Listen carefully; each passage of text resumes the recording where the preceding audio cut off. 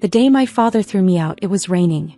Not a gentle spring shower, but the kind of thunderstorm that matched his mood perfectly as he tossed my laptop bag onto our manicured front lawn. "No daughter of mine will work in tech support," he roared, my resignation letter from his law firm clutched in his fist. "We are a family of lawyers, not computer geeks." I watched my MacBook sink into the mud, thinking about the code I'd been writing during my lunch breaks at the firm. The algorithm that would eventually become the foundation of my cybersecurity empire was safely backed up in the cloud. But still, that was a perfectly good laptop. "Dad, please," I tried one last time. "The help desk position at Oracle is just a starting point. I have plans." "Plans?" He laughed bitterly. "Alexandra Chin, you had plans. Partner track at the firm. Marriage to Judge Wilson's son. A proper life. Not this ridiculous tech fantasy." My mother stood in the doorway wringing her hands. "Honey, please reconsider. The Wilson family is having us over for dinner on Sunday. Michael still likes you even after you canceled the engagement." "I canceled because I don't want to be a lawyer's wife, Mom. I want to build something of my own." "Build something?" Dad's face was purple now. "You're throwing away a law degree from Harvard to answer phones and ask people if they've tried turning their computers off and on again." If he'd bothered to actually read my business plan, he'd have known that the help desk job was just to get inside Oracle, to understand their security infrastructure from the ground up. My real plan involved revolutionizing how companies protected their data. But explaining that would have been pointless. He'd stopped listening the moment I mentioned leaving the law firm. "Get out," he said quietly, his voice colder than I'd ever heard it. "If you want to throw away everything we've built for you, fine. But don't expect any support from this family while you play at being a tech worker." "Richard," my mother protested weakly, "she's our daughter." "Not anymore." He turned his back, walking into the house. No daughter of mine would choose answering phones over a partnership track position. I picked up my muddy laptop along with the duffel bag of clothes he'd thrown out after it. 3 years of secret coding, of building my security protocol while pretending to care about tort law, had led to this moment. "Mom." I looked at her, still hovering in the doorway. "Are you going to say anything?" She glanced over her shoulder, where Dad was probably pouring himself a scotch in his wood-paneled study. Maybe in a few months when you realize this was a mistake." The door closed softly, but it might as well have been slammed. I took one last look at the colonial mansion I'd grown up in, with its perfectly symmetric windows and Chin and Associates Law parking permit displayed proudly on my father's Mercedes. Then I got into my beat-up Honda Civic and drove away from the life they'd planned for me. My studio apartment wasn't much, a converted garage in a questionable neighborhood, but it had fast internet and enough space for my computers. The help desk job at Oracle paid barely above minimum wage, but that didn't matter. I wasn't there for the money. Every day I answered calls about forgotten passwords and malfunctioning printers. But while I walked people through basic troubleshooting, I was learning. Understanding how Oracle's security systems worked, and more importantly how they failed. At night I coded. The algorithm I'd started building during mind-numbing contract review sessions at my father's firm was growing into something revolutionary. A security protocol that could adapt and evolve, identifying threats before they became breaches. My ex-fiancé Michael Wilson called once, about 2 months after I left. "Alex, baby, come on. This rebellion has gone on long enough.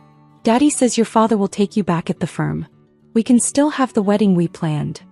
I hung up and blocked his number. 6 months into my career disgrace, as my father called it, I had my first breakthrough. During a routine security scan at Oracle, my program caught something the standard protocols missed. A sophisticated attempt to breach customer data that would have cost the company millions. I submitted my findings through proper channels, careful to hide how I'd actually caught the breach. 2 days later, I was called into a meeting with the head of cybersecurity. "Miss Chin," he studied me over his glasses, "can you explain how you detected this breach attempt? Our best systems missed it." I took a deep breath. This was my moment. "Actually, sir, I've been developing a new security protocol. Would you like to see how it works?" 3 hours later, I walked out of his office with my first development contract. It wasn't huge, just enough to quit the help desk and focus on refining my algorithm, but it was a start. I sent my parents an email that night, excited to share my first real success. The response came from my mother's account, but I could hear my father's words. Tech support to junior programmer. Hardly the achievement we expected from a Harvard Law graduate. The Wilsons asked about you at dinner. Michael is still single. I closed the email without finishing it and got back to work. The next year passed in a blur of code and coffee. My protocol grew more sophisticated, catching threats that other security systems couldn't even detect. Oracle's initial contract led to others. Google noticed. Then Apple. Then the Department of Defense. I moved out of the garage apartment into a small condo. Then a larger one. Then a loft in the city's tech district. I hired my first employee, then my fifth, then my 50th. Chin Security Solutions was born, though I kept my name off all the public documentation. Let everyone think the revolutionary new security company was run by some shadowy tech genius. I had my reasons for staying anonymous. My mother's emails came less frequently, usually with attached articles about successful female lawyers or news about Michael Wilson's rising career. I archived them all unread. Then came the government contracts, the venture capital offers, the acquisitions. I turned down every buyout, keeping control of my company even as its value soared past the billion-dollar mark. The press started asking questions about the mysterious founder of CSS. I hired a CEO to be the public face, a smooth-talking businessman who loved attention. I stayed in my coding cave, building better and better security systems. Alexandra. My assistant Sarah poked her head into my office one afternoon. Forbes is trying to reach you again. They're doing their 30 under 30 list. Tell them to talk to David, I said, referring to my public-facing CEO. I'm busy. They specifically want you. They've figured out you're the real founder. I looked up from my screens. How? Someone talked. Probably that intern from Oracle who was there when you caught the first breach. They're running the story with or without your cooperation. I leaned back in my chair thinking about my father's face the day he threw me out. About all the condescending emails and disappointed sighs. Tell them I'll do the interview. But I have one condition. 2 weeks later, I sat in my penthouse office, looking at the advance copy of Forbes that Sarah had just handed me. There I was on the cover. Alexandra Chin, 28-year-old founder of Chin Security Solutions. The youngest self-made female tech billionaire in history. My phone buzzed. Mom's number. I let it ring. The Forbes article hit newsstands on a Tuesday. By Wednesday morning, my father's law firm had lost 3 major corporate clients to firms with better cybersecurity. By Thursday, they'd lost 5 more. My phone hadn't stopped ringing. Mom had called 37 times. Dad 18. Even Michael Wilson had tried reaching me through LinkedIn, probably after his father's law firm also lost clients over security concerns. Your parents are in the lobby, Sarah announced Friday morning. Your father tried to intimidate the security team with legal threats. Your mother's crying. I looked out my penthouse window at the city skyline, at the 3 buildings now bearing my company's logo. Are they really? Yes. And? Sarah hesitated. Mr. Wilson is with them. Both senior and junior. Of course. They weren't here as family. They were here as lawyers who'd just lost millions in billable hours because their cybersecurity was outdated. Send them up, I said, straightening my designer blazer. But first, activate Protocol Rose. Protocol Rose was my personal favorite among our security measures, named after my grandmother who'd secretly funded my first computer. As my family rode the elevator up 30 floors, every screen in my office came alive, displaying real-time data about security breaches our system had prevented at law firms across the country. The elevator doors opened. My father stormed in first, brandishing the Forbes magazine like a weapon. My mother followed, dabbing at her eyes with a monogrammed handkerchief. The Wilsons brought up the rear, both looking decidedly uncomfortable. How dare you? Dad thundered. How dare you embarrass this family like this? I raised an eyebrow. Embarrass? By building a billion-dollar company? By revolutionizing cybersecurity? Please elaborate on the embarrassment.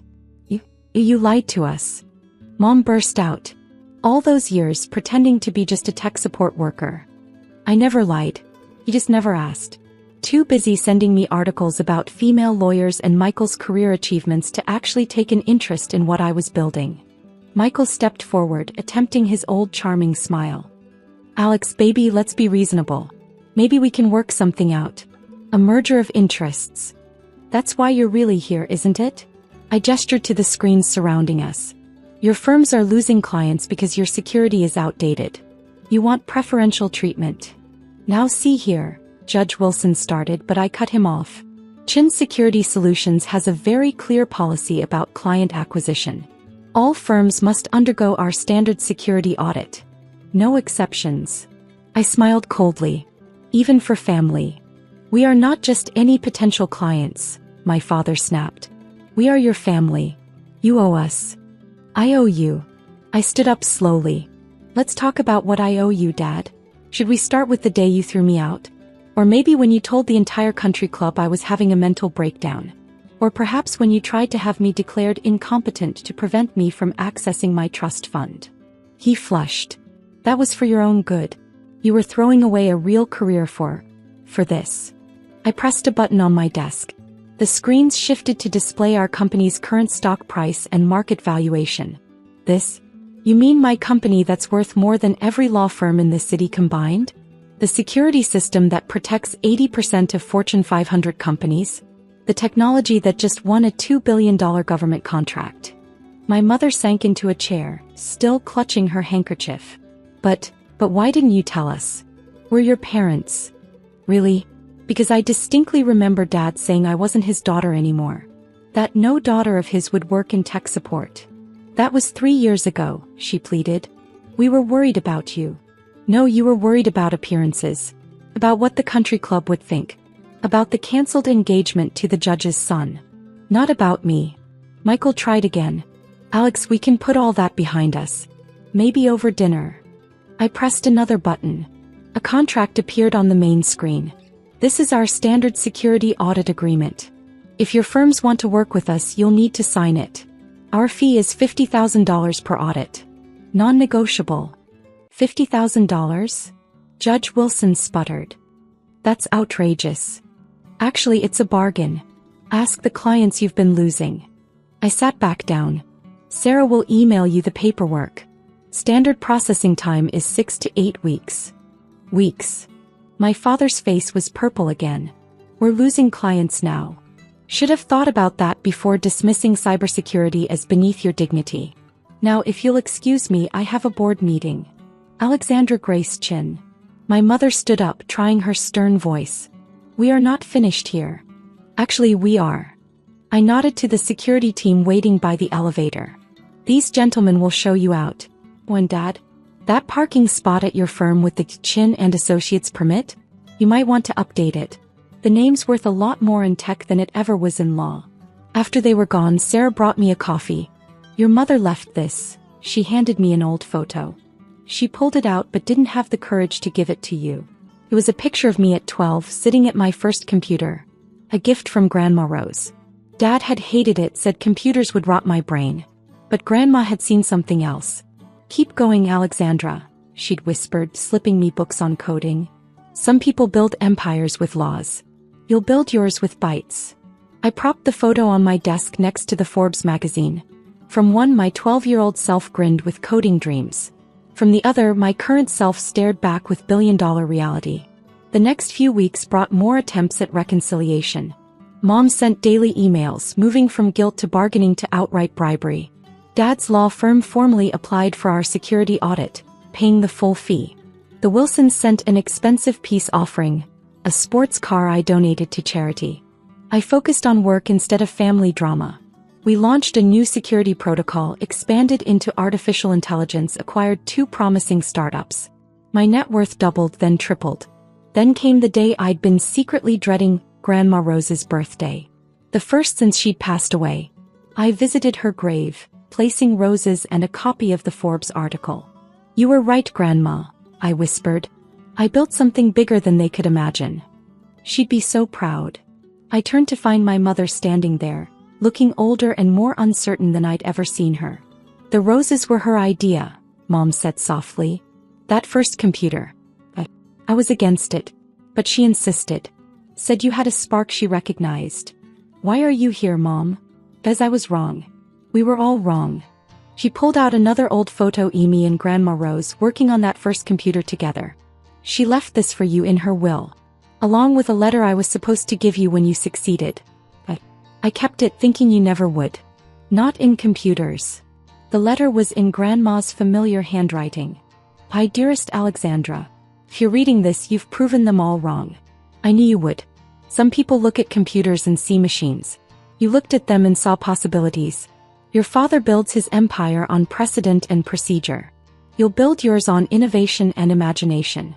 Different tools, same determination. I'm leaving you my entire estate. Not much compared to what you'll build, but enough to help you start. Your parents don't know. They never understood that true success isn't about following traditions but creating new ones. Prove them wrong, my brilliant girl. Then prove them right about one thing, that you're still their daughter even if you chose a different path. Love, Grandma Rose. I looked at my mother, seeing for the first time the regret behind her perfectly maintained facade. I have a board meeting in an hour, I said, tucking the letter away. But maybe we could have coffee next week? Just us. Her eyes filled with tears. I'd like that. It wasn't forgiveness, not yet. But maybe it was a start. That evening I added 2 new items to my office wall. Grandma's letter and that old photo of us at my first computer. Between them I hung a framed piece of code. The first version of the security protocol that had started everything. My phone buzzed with a text from Sarah. Your father's firm passed the security audit. Should I process their client agreement? I looked at the photo of 12-year-old me, dreaming of building something extraordinary. At the Forbes cover showing what those dreams had become. At Grandma's letter believing in me before anyone else did. Add a clause, I texted back.